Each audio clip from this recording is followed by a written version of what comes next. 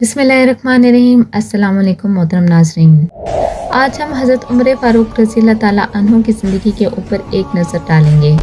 हज़रत उमर फ़ारूक रज़ी अल्लाह ताला अन्हु की 7 पुश्तों में कोई बादशाह नहीं गुजरा था। आप भेड़ बकरियां और ऊँट चराते चराते बड़े हुए थे और आपने तलवारबाजी और तीर अंदाजी भी किसी एकेडमी से नहीं सीखी थी। सिकंदर आज़म ने ऑर्गेनाइज्ड आर्मी के साथ 10 बरसों में 17 लाख मुरब्बा मील का इलाका फतह किया था, जबकि हज़रत उमर रज़ी अल्लाह ताला अन्हु ने 10 बरसों में ऑर्गेनाइज्ड आर्मी के बगैर 22 लाख मुरब्बा मील का इलाका फतह किया और इसमें रूम और ईरान की 2 सुपर पावर भी शामिल थीं। आज के सैटेलाइट, मिसाइल और आबदोज़ों के दौर में भी दुनिया के किसी हुक्मरान के पास इतनी बड़ी सल्तनत नहीं जो हज़रत उमर फ़ारूक रज़ी अल्लाह ताला अन्हु ने न सिर्फ घोड़ों की पीठ पर फतह कराई बल्कि इसका इंतज़ाम और इंसराम भी चलाया था। अलेक्जेंडर ने फतूहात के दौरान अपने बेशुमार जनरल कत्ल कराए, बेशुमार जनरल और जवानों ने इसका साथ छोड़ा, इसके खिलाफ बगावतें भी हुई और हिंदुस्तान में इसकी फौज ने आगे बढ़ने से इनकार भी कर दिया। लेकिन हज़रत उमर फ़ारूक रज़ी अल्लाह ताला अन्हु के किसी साथी को उनके हुक्म से सरताबी की जरूरत ना हुई। वो ऐसे कमांडर थे कि आपने ऐन मैदान जंग में आलम इस्लाम के सबसे बड़े सिपह सलार हज़रत खालिद बिन वलीद रज़ी अल्लाह ताला अन्हु को माज़ूल कर दिया और किसी को यह हुक्म टालने की जरूरत ना हुई। आप रज़ी अल्लाह ताला अन्हु ने हज़रत साद बिन वकास रज़ी अल्लाह ताला अन्हु को कूफे की गवर्नरी से हटा दिया। आपने हज़रत काब बिन हारिस रज़ी अल्लाह ताला अन्हु से गवर्नरी वापस ले ली। आपने हज़रत उमर बिन अल आस रज़ी अल्लाह ताला अन्हु का माल जब्त कर लिया और आपने हम्स के गवर्नर को वापस बुलाकर ऊँट चराने पर लगा दिया, लेकिन किसी को हुक्म अदूली की जरूरत ना हुई। अलेक्जेंडर ने 17 लाख मुरब्बा मील का इलाका फतह किया, लेकिन दुनिया को कोई निज़ाम, कोई सिस्टम ना दे सका, जबकि हज़रत उमर फ़ारूक रज़ी अल्लाह ताला अन्हु ने दुनिया को ऐसे सिस्टम दिए जो आज तक पूरी दुनिया में राइज हैं। अब आइए एक नज़र डालते हैं कि हज़रत उमर फ़ारूक रज़ी अल्लाह ताला अन्हु ने जो सिस्टम राइज किया वो क्या था।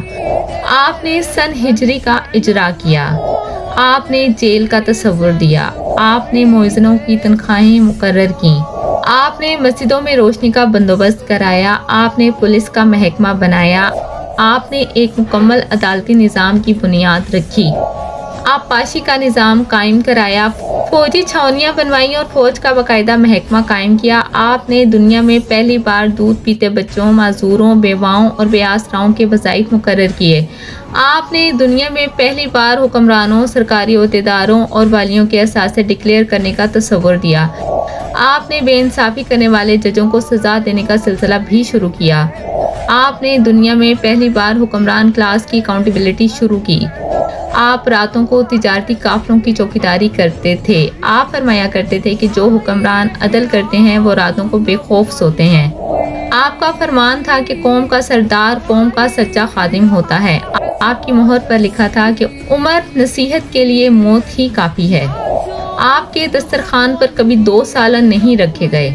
आप ज़मीन पर सर के नीचे ईंट रखकर सो जाते थे। आप सफ़र के दौरान जहाँ नींद आ जाती थी आप किसी दरख्त पर चादर तान कर साया करते थे और सो जाते थे और रात को नंगी ज़मीन पर दराज हो जाते थे। आपके कुर्ते पर 14 पेबंद थे और इन पेबंदों में एक सुर्ख चमड़े का पेबंद भी था। आप मोटा खुरदरा कपड़ा पहनते थे। आपको नर्म और बारीक कपड़े से नफरत थी। आप किसी को जब सरकारी ओहदे पर फाइज करते थे तो इसके असासों का तखमीना लगवाकर अपने पास रख लेते थे और अगर सरकारी ओहदे के दौरान इसके असासों में इजाफा हो जाता तो आप इसकी अकाउंटेबिलिटी करते थे। आप जब किसी को गवर्नर बनाते तो इसे नसीहत फरमाते थे कि कभी तुर्की घोड़े पर ना बैठना, बारीक कपड़े ना पहनना, छना हुआ आटा ना खाना, दरबान ना रखना और किसी फरियादी पर दरवाज़ा बंद ना करना। आप फरमाते थे कि जालिम को माफ़ कर देना मजलूमों पर जुल्म है। आपका ये फिक्रा आज इंसानी हकूक़ के चार्टर की हैसियत रखता है। माएँ बच्चों को आज़ाद पैदा करती हैं, तुमने इन्हें कब से गुलाम बना लिया। फरमाया, मैं अक्सर सोचता हूँ और हैरान होता हूँ कि उमर कैसे बदल गया। आप इस्लामी दुनिया के पहले खलीफा थे जिन्हें अमीरुल मोमिनीन का खिताब दिया गया।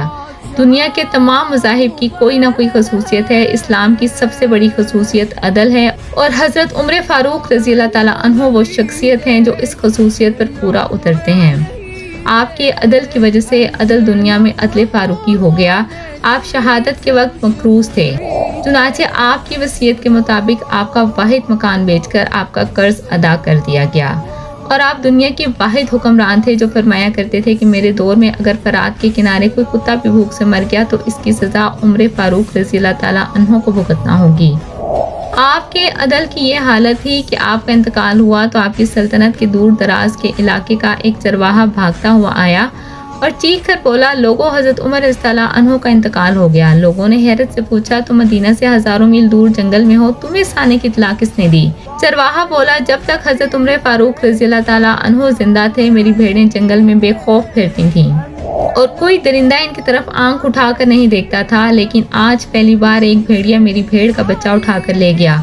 میرے بھیڑیے کی جرأت سے جان لیا کہ آج دنیا میں حضرت عمر فاروق رضی اللہ تعالیٰ عنہ موجود نہیں ہیں۔ میں دنیا بھر کے مورخین کو دعوت دیتی ہوں کہ وہ الیگزینڈر کو حضرت عمر فاروق رضی اللہ تعالیٰ عنہ کے سامنے رکھ کر دیکھیں۔ انہیں الیگزینڈر حضرت عمر فاروق رضی اللہ تعالیٰ عنہ کے حضور پہاڑ کے سامنے کنکر دکھائی دے گا، کیونکہ الیگزینڈر کی بنائی سلطنت اس کی وفات کے 5 سال بعد ختم ہو گئی تھی، جبکہ حضرت عمر فاروق رضی اللہ تعالیٰ عنہ نے اپنے دور میں جس خطے میں اسلام کا جھنڈا بھجوایا وہاں سے آج بھی اللہ اکبر کی صدائیں آتی ہیں۔